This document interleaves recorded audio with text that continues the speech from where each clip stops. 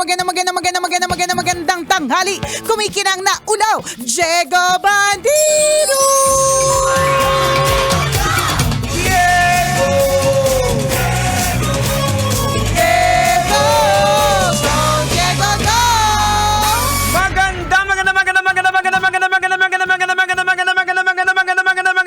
Magandang tanghali! Kumikinang ina! Nicoleala Nicoleala Nicoleala. Shout out sa lahat ng mga kabisya nating nasa crossroads of their life. Crossroads. Oh, di ba taray, nakakatalino, di ba? Nasa crossroads ako ng aking life. Pag tinanong, kamusta ka? Well, nasa crossroads ako ng buhay ko ngayon. Alam mo naman, unfortunately, nasa crossroads ako. Taray! Pero nakakatawa, pero mahirap yan, ha? Uy, oo naman, 'di ba? In Tagalog, nasa gitna ka ng pagsubok. O hindi mo alam. Pagdedesisyon, correct. Nasa gitna ka ng crossroad. apat na Correct. Saan ka papunta? North, east, west, or ano? Hindi mo talaga alam kung saan ka patutungo. Pinakamahirap yan, Jegs, palagay ko, yung making the right decision. Tama. Kasi laging may risk eh. Correct. May consequence. Correct. Pag pumunta ako ng kaliwa, may mawawala. May mawawala. Pero pag pumunta ako ng kanan, meron akong makukuha. Pero may mawawala mawawala din. 'Di ba? So, shoutout po sa inyo sa mga naguguluhan, 'di ba? Ganyan po talaga. Pero alam mo, eventually, merong magpaparamdam o kaya merong sign na makikita ka na magsasabi sa iyo at magbibigay ng klarong-klarong sagot sa tanong mo habang ikaw ay nagdedesisyon. Huwag magdesisyon pag nasa crossroads ka gamit yung puso mo. Ayan, ako. Tingnan mo lahat. Pag doon, ano bang mga advantage? Tapos i-weigh mo lahat. Saan ba yung mas benefit sa'yo? Tama. Kung yan ang desisyon mo. Correct. Kung halimbawa, nandyan ka, winayin mo na talaga, sinulat mo, tapos sakit na ng ulo mo, migraine ka na ng husto, pero hindi ka pa rin makapag-decide, lapit ka sa mga taong pinagkakatiwalaan mo. Na mapagkakatiwalaan, ha? Kasi meron kang pwedeng pagkatiwalaan na hindi naman katiwa-tiwala.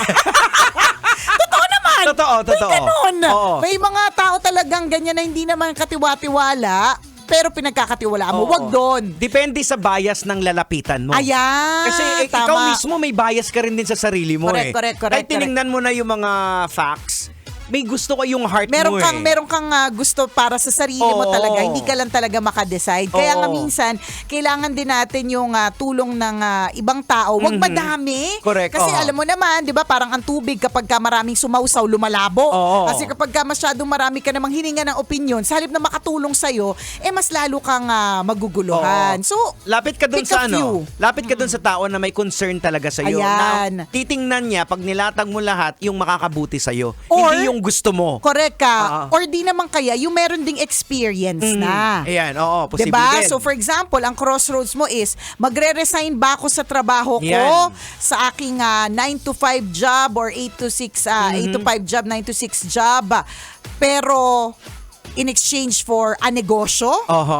Diba? Crossroads yun totoo. Diba? Parang, meron talaga akong gustong ibente. Alam ko talaga sa sarili ko na pwede itong pumatok. Pero baka ako lang ang nag-iisip na patok ito. Totoo. Pero sa totoo lang, hindi naman talaga siya kabenta-benta. Correct. Ganon. Pero kapag ka nagstay naman ako dito sa trabaho ko, kahit nakakairata minsan yung mga tao sa paligid, maraming toxic, regular din naman ang income. Diba? Mahirap mahirap talaga. So syempre, kapag kaganyan, ang lalapitan mo, sino ba yung makakilala mo na nagnegosyo or may same na experience as you? Dating empleyado, correct, na nag-shift into negosyo, 'di ba? Yung mga ganon.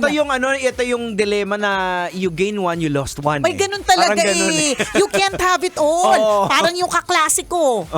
Hindi ko makakalimutan. Ang ganda-ganda, Jigs.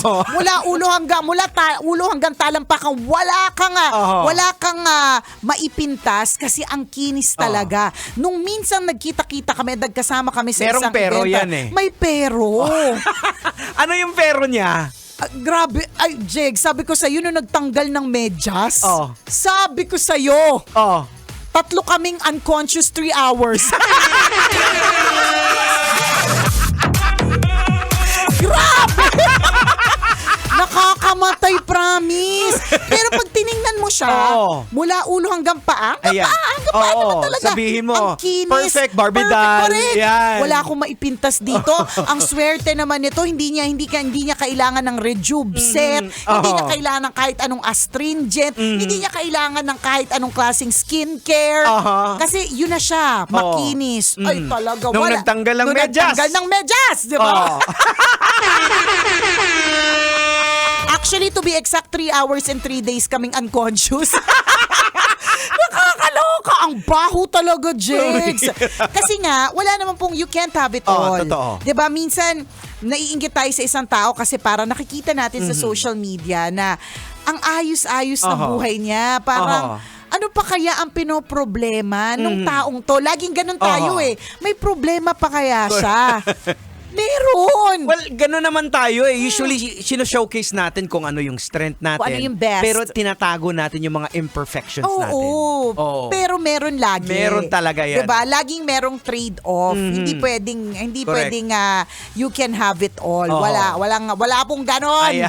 Kung meron pong ganon, siya lang anak ng Diyos, compare! Hindi. Ayan, Lahat tayo merong kakulangan. So, ganyan din. Sa pag ikaw ay nasa crossroads, ikaw ay nag-iisip, hindi talaga mo masasabi na yung lilipatan mo perfect o yung pagsistayan mo ay perfect. Wala, meron talagang meron talagang mga imperfections. Ayan. So hindi ka lang doon sa sa mapapala mo na masasarap o maganda. Paghahandaan mo rin kung may pinili ka yung mga trials na haharapin mo kasi sigurado 'yan. Correct.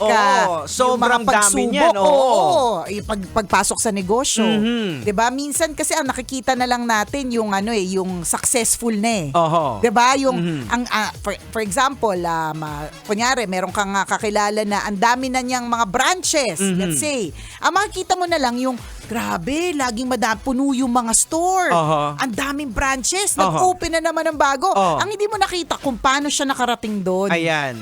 Ang dami niyang pinagdaanan bago siya nakarating maraming doon. gumawa niyan, lalo nung uso yung mga milk tea. Ay, oo. Diba? Totoo yan.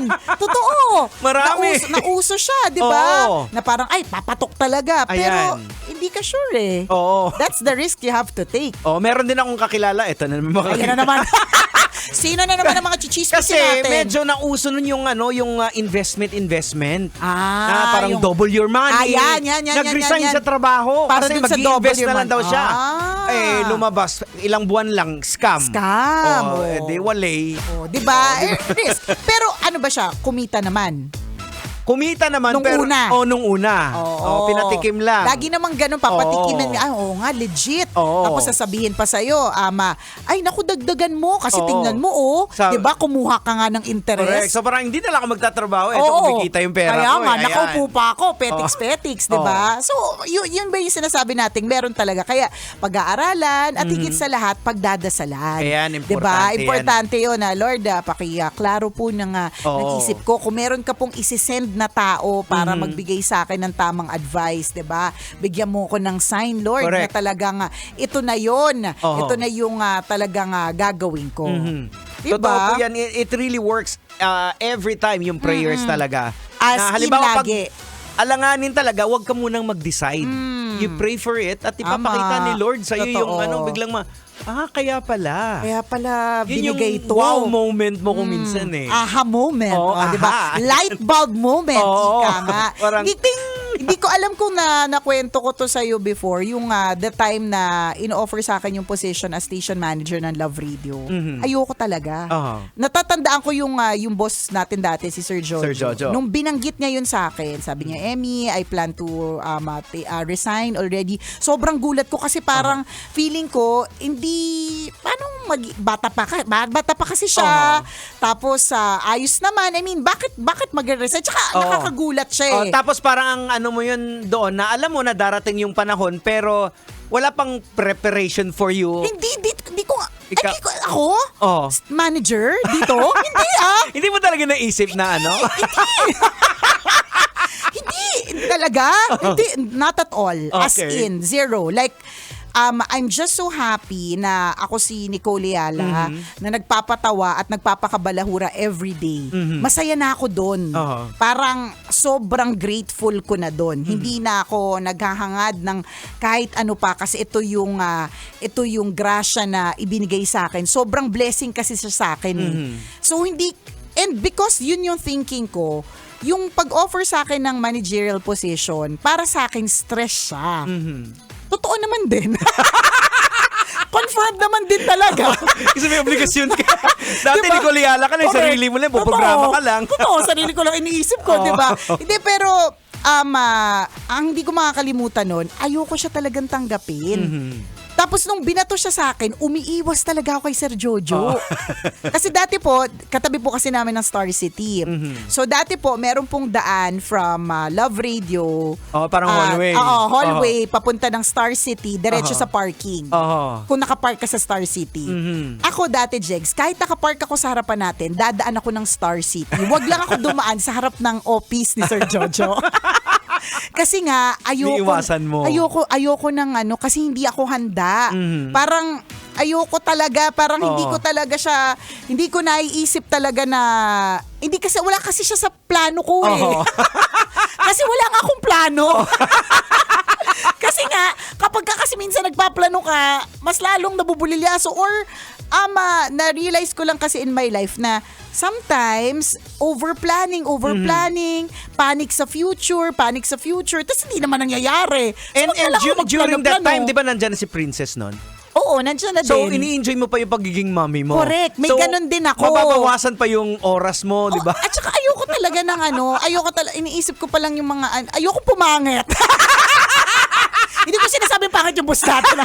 Hindi ko sinasabi, parang feeling ko lang pag na-stress ako, papangit ako. Hindi ko naman din sinasabing maganda ako. Ang sinasabi ko lang is parang mahagard ako dyan. May stress ka. Mahagard ako dyan. Pero, it's an opportunity also presented to me. Hindi ko talaga siya yung, 'di ba? Ngayon mo nga lang nalaman na, 'di ba? Sabi mo sa akin kanina, Jegs. Pero 'di ba naiisip mo down the line eventually, hindi talaga, parang It never crossed your mind talaga. No, it did not. I mean, kung hindi talaga. Hindi talaga, parang bakit? Diba? Parang ganun. But then, because it's an opportunity presented, syempre pinag-isipan ko din talaga. So, ang ginawa ko din talaga, hindi ako kumausap ang mga kinausap ko ay yung mga taong pinagkakatiwalaan ko, nakatiwa-tiwala. Yun yung sinasabi ko. So, ang mga kinausap ko, yung mga may-ari ng kumpanya, ng mga kaibigan ko, yung mga may hawak ng matataas na positions, sila yung kinausap ko. Para syempre, kasi doon ako papunta. Kinuha mo yung POV nila. Kinuha ko yung POV nila. So, madami ako nakausap. Pero there was one person na ang simple lang ng sinabi niya. Two, actually. Una, ang sinabi niya is, huwag kang mag-alala. Kasi magpapadala naman ng Diyos sa'yo ng tulong. So kung papasukin mo yan, wag mong iisipin na gagawin mo yan mag-isa. May magpapadala ang Diyos ng tulong. Tutulungan ka niya. He will send help through people, through whatever. Yun yung una. Sabi ko, oo nga naman, 'di ba? Yun yung una. Pero yung isa, yung taong nagsabi sa akin na talagang yun yung nagpa-decide sa akin kahit hindi pa ako prepared. Ang sabi niya lang sa akin, pag hindi mo yung kinuha, may ibang kukuha niyan. And by the time you feel like pwede mo nang kunin yan, na. Wala na yun. Ako pa man din. Pag ang sales lady, correct. Pag ang sales lady, Diego, sinabi sa akin, last piece na to. Pag sinabi na sales lady, ma'am, last piece na to. Sayang naman. Kahit hindi pa ako masyado sigurado kung paano ko siya babayaran, kukunin ko siya. So, nung sinabi yun sa akin, sabi ko, hala, oo nga. Kasi bago nga naman na bakante yung position, 16 years. Kasi 16 years na ako sa radio nun 16 or 15. 16.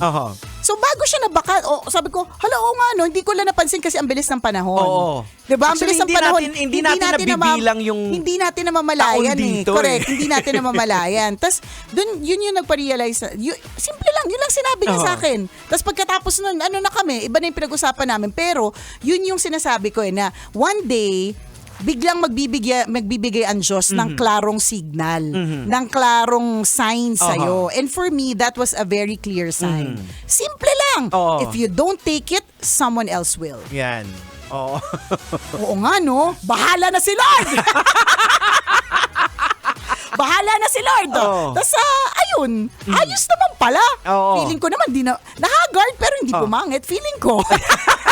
Thank you very much ating mga skincare sponsor. Yeah. Maraming salamat, Skinny Bay Aesthetic. Thank you so much. Diba? God will send help. Oo. At actually, yun yung breaking point na yun yung breaking point ng maturity din natin. Na when you take yung mga risks na medyo mabibigat. Oo, na Ayan. pwede pala, no? Oo. Tsaka yun yung Doon ka nag-i-evolve. correct ka. Ayan. At tama ka. Yung breaking point, yung risk, and out of the comfort zone. Yan, Yun oo. siguro yung ayaw kong i-give up, Jegs, eh. Oo. The comfort Totoo. zone. Lahat naman tayo. Komportable na ako eh. Okay na kami dito. Uy na ako, tapos sasabihin mo sa akin, Bigyan mo pa ako ng utusan mo trabaho. ako. Magkano ba dyan? Diba? Totoo. Eh kaya lang, it's during that out of the comfort zone that you learn. Tama. Yun naman din yun. Ayan. Good luck sa mga decisions. Oras natin, 12:39. Ako pong kumikinang na ulo, Diego Bandido. At akong kumikinang ina mo, Nico Liala. Kailangan pa bang i-memorize yan? Basic! Metro's number one. Metro's number one. Love